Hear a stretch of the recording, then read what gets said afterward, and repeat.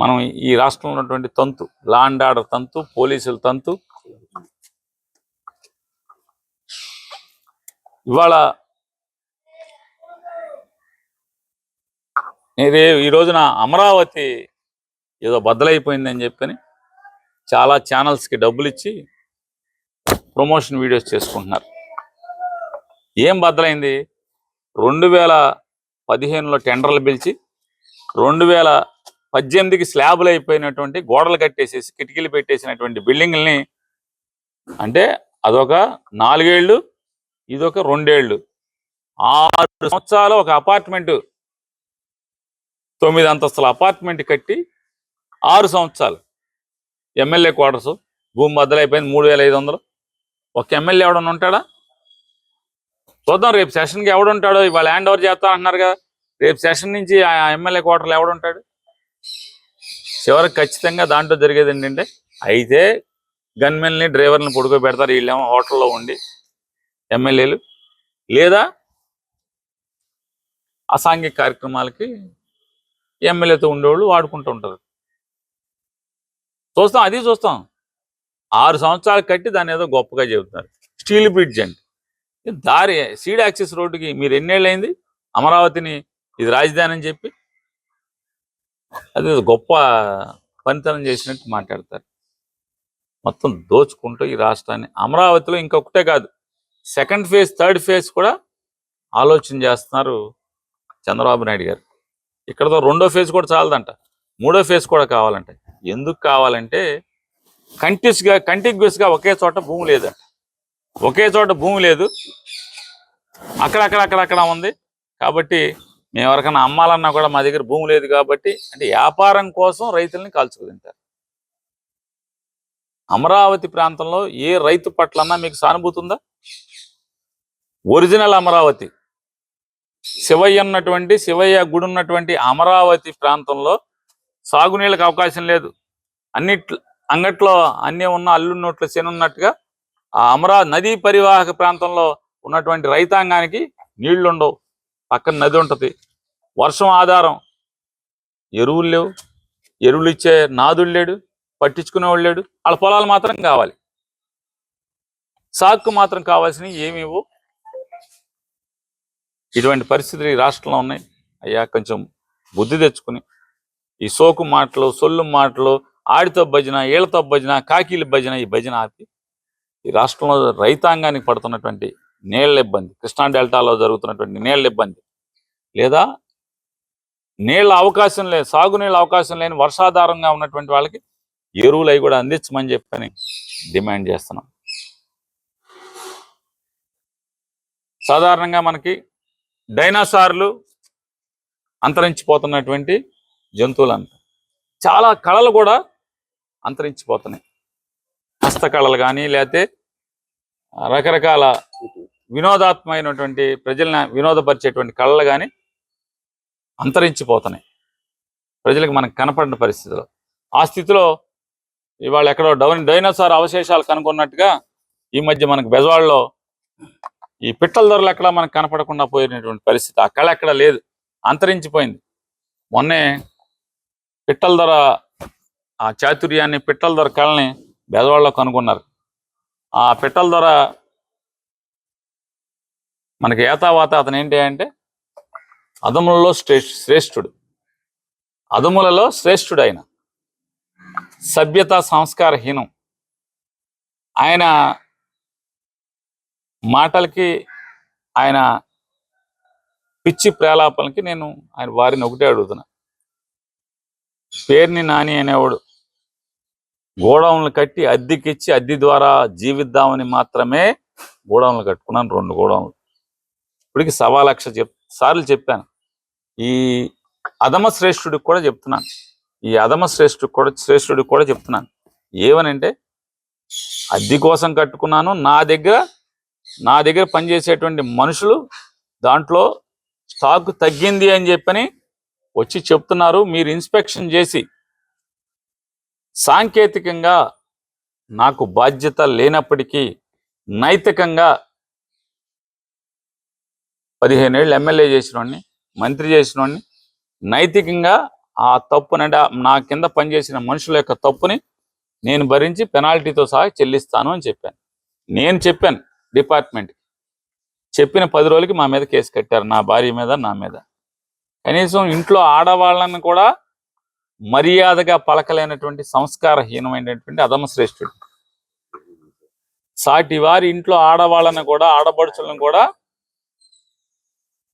సంస్కారవంతంగా ఉచ్చరించలేనటువంటి అధమశ్రేష్ఠుడికి చెప్తున్నా.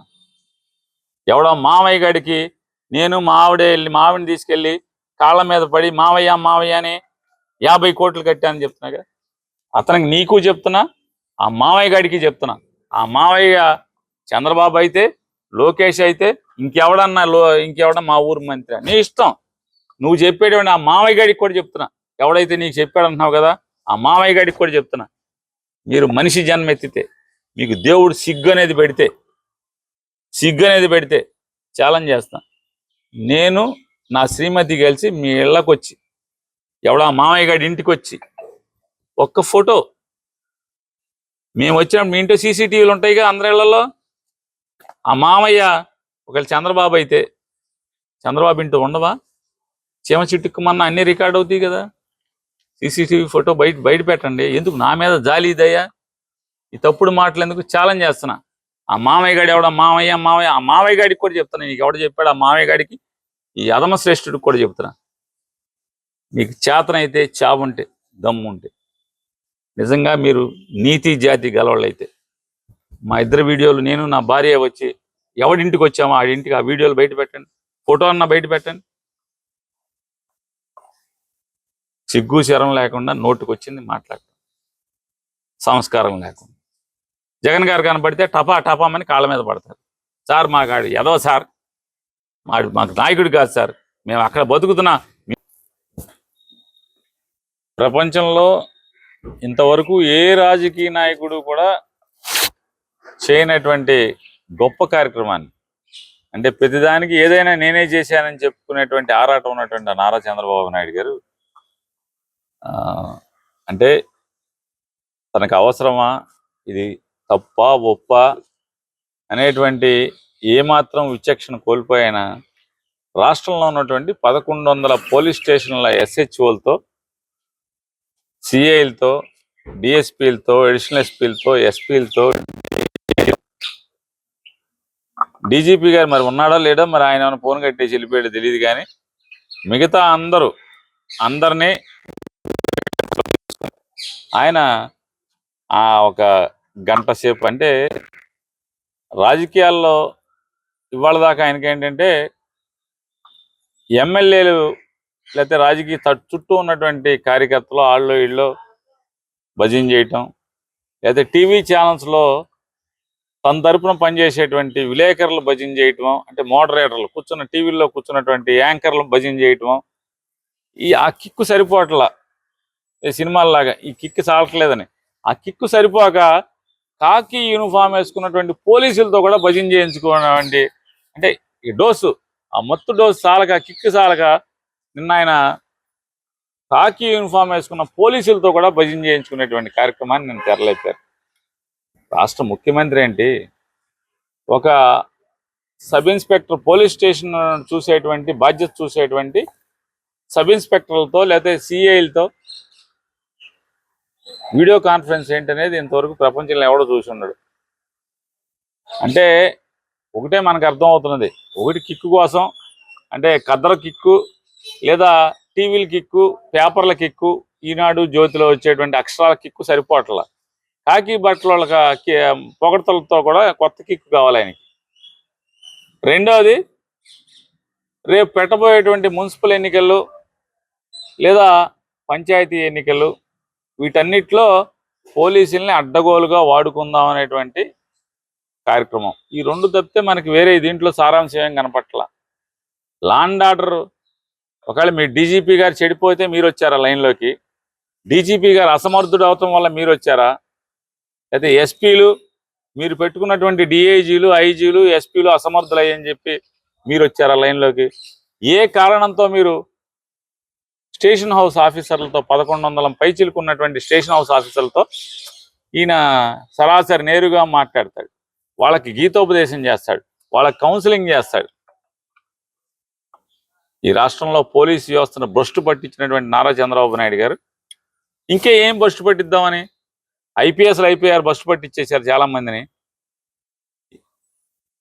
ఇవాళ అంటే సరాసరి స్టేషన్లో కూడా భ్రష్టు పట్టిద్దామని చెప్పాను తప్పితే ఏముంది ప్రయత్నం. అసలు వీళ్ళు కూడా మామూలుగా పోలీసులు కూడా కొంతమంది మామూలు వాళ్ళు లేరు. ఏం భజన, వీర భజన మామూలుగా భజన కాదు.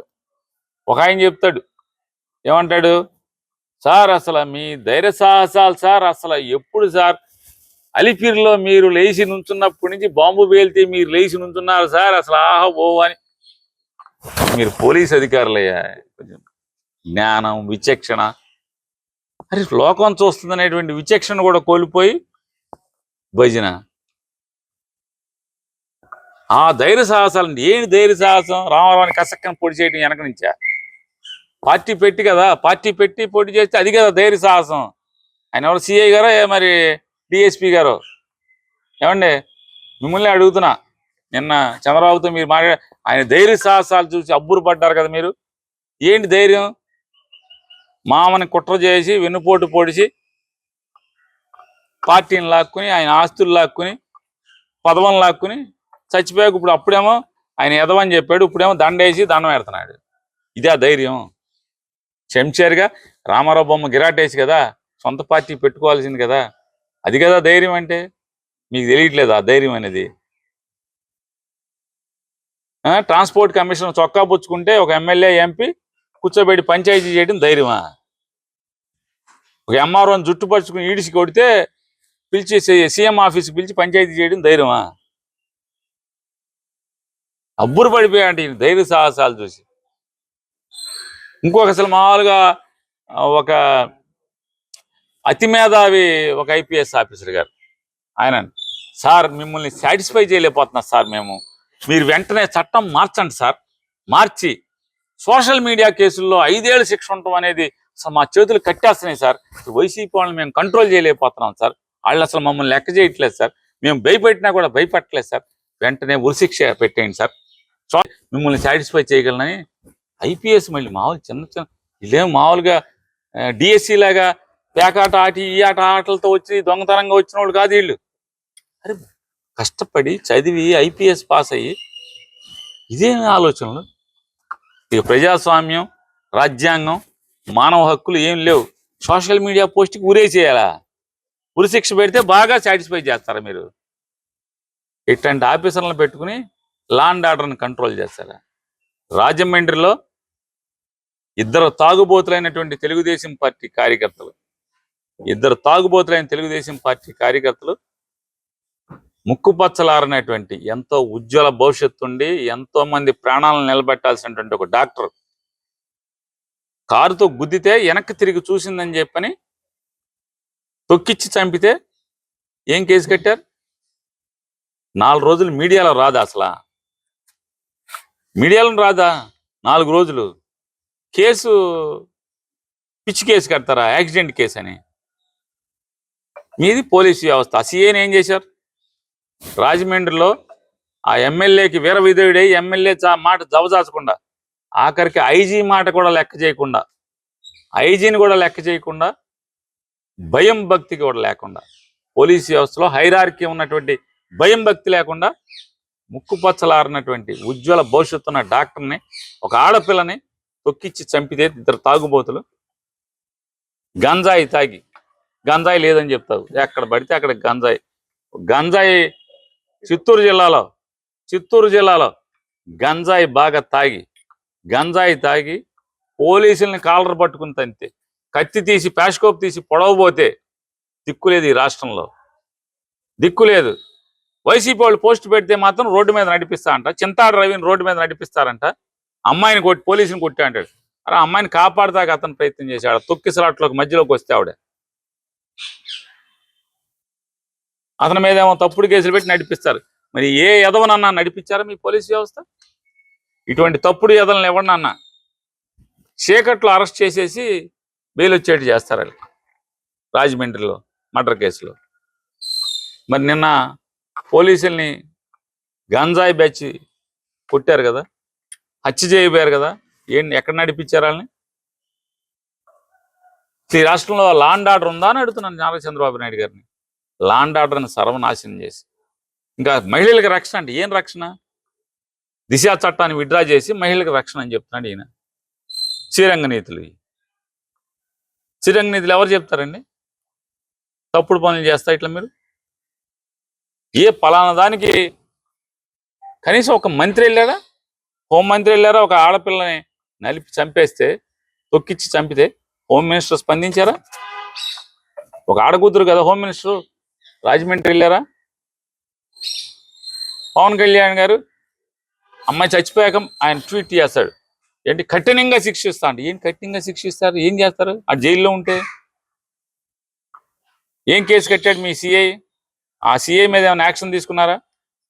ఆయనకి ఉప ముఖ్యమంత్రి గారికి పేకాట ఆడితే కోపం, భీమవరంలో పంచాయతీ చేస్తే కోపం.